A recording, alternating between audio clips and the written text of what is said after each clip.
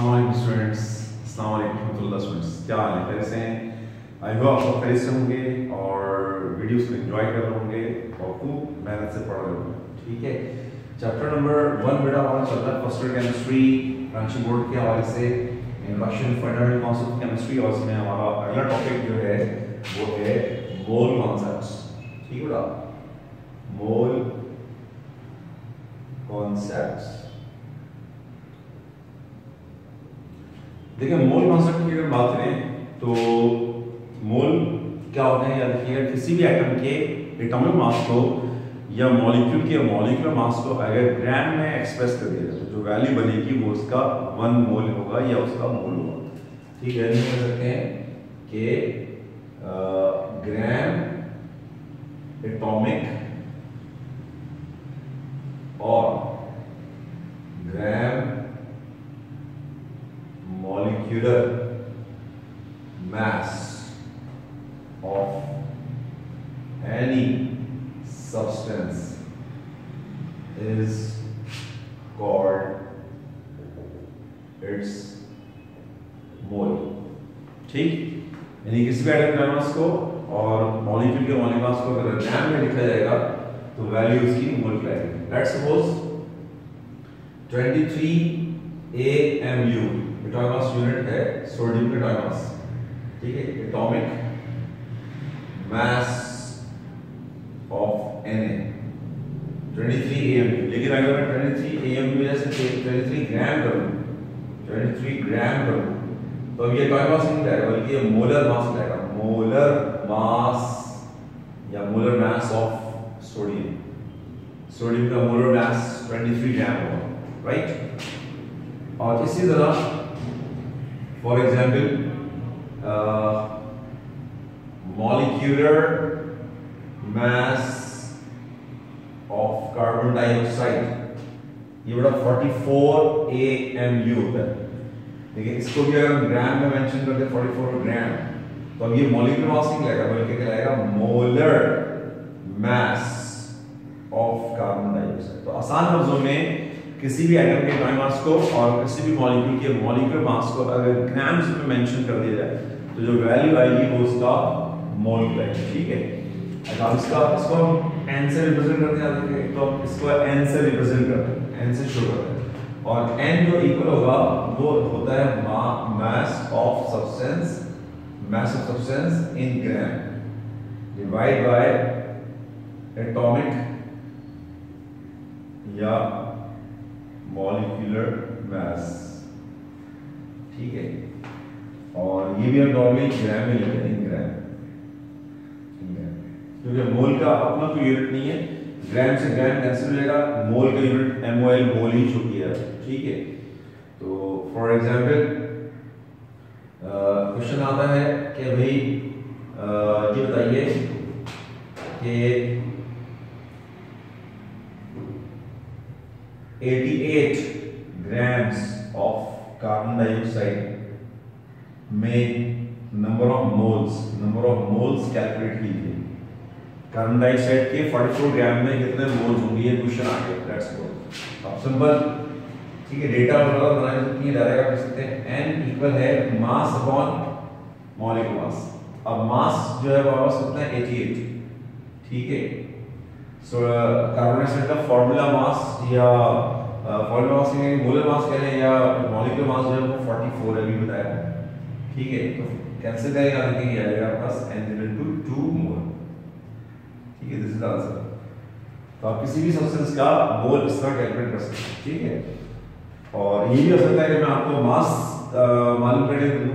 ठीक है, आ जाए भी इतने, अगर आपके पास मोल्स है तो उसका मास कितना होगा, तो आपने क्या करना है, इसको मोल जितने मोल दिए उसको एटॉमिक मास से या मॉलिक्यूलर मास से डिवाइड कर दीजिएगा। ठीक है, आप बिल्कुल इसी तरह इससे मिलते जुलता एक और कॉन्सेप्ट हमारे पास मौजूद है जिसको हम कहते हैं, जो कि इससे रिलेटेड है, और उसका नाम है एवोगाड्रोस नंबर।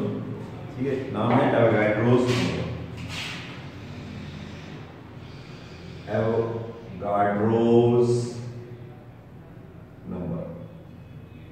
ठीक है, एवोगाड्रोस नंबर क्या होता है? एवोगाड्रो नंबर जो होता है, किसी एटम के एटॉमिक मास को या मॉलिक्यूलर मास को ग्राम लिख रहे हैं तो मोल है। अब उस मोल के अंदर, उस एक मोल के अंदर नंबर ऑफ पार्टिकल्स कितने हैं? तो ये एक साइंटिस्ट है अमीडो एवोगाड्रो, उन्होंने कहा कि किसी भी सब्सटेंस के जो नंबर ऑफ पार्टिकल्स है वो हमेशा फिक्स है, जो कि 6.0 × 10⁻23 की पावर, ठीक है। तो हम कह सकते हैं कि 1 mole of any substance contain fixed number of particles which are equal to 6.0 × 10⁻23 ये पार्टिकल, यानी कोई भी चीज अगर आप एक को लेंगे तो पार्टिकल हमारे फिक्स होंगे जो कि इसके बराबर, ठीक है। फॉर एग्जांपल आपने कहा भाई 1 मोल कार्बन डाइऑक्साइड, तो 1 मोल कार्बन डाइऑक्साइड का मास तो 44 ग्राम होगा, ठीक है, लेकिन इसके अंदर पार्टिकल 6.0 × 10⁻23 होंगे, ठीक है। इसी अगर मैं 2 मोल्स कर दूं तो ये मास हो जाएगा 88, अभी बताया था मैंने, और ये इसका डबल हो जाएगा 12.04 × 10⁻23। और अगर मैं हाफ मोल कर दूं, 0.5 मोल कर दूं तो ये इसका हो जाएगा यानी 22 ग्राम हो जाएगा, और इसका हो जाएगा 3.01 × 10⁻23, ये फिक्स है, ठीक है। अच्छा, अब इसमें एक चीज और भी याद रखिएगा, इसके साथ गैसेस के लिहाज से एक चीज और भी फिक्स है, और वो ये है कि अगर आप 1 मोल कार्बन डाइऑक्साइड ले लें गैस की फॉर्म में, ठीक है, और वो 1 मोल है, और कब एट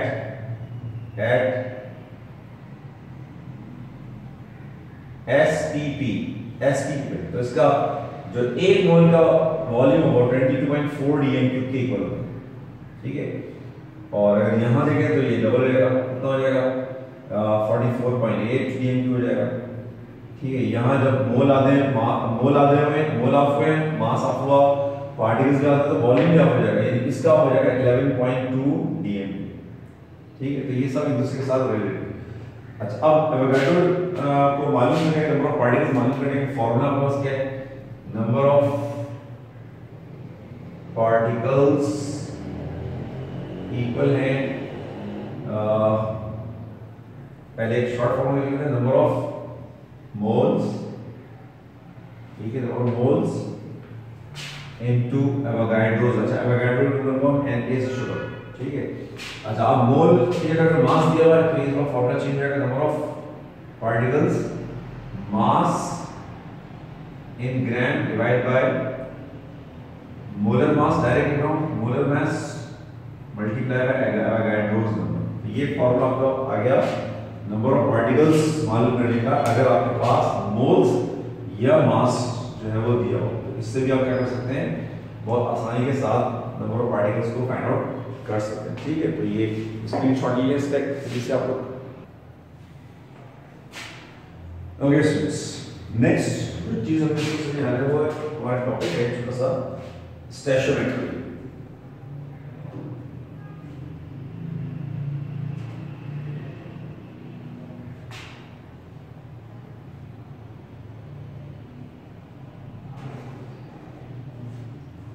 स्टैचोमेट्री एक्चुअली केमिस्ट्री की ब्रांच है, यानी एक्सप्लेन कर सकते हैं कि it is the branch of chemistry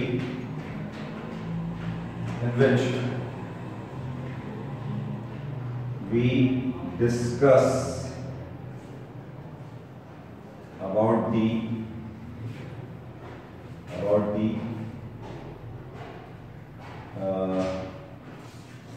discuss about the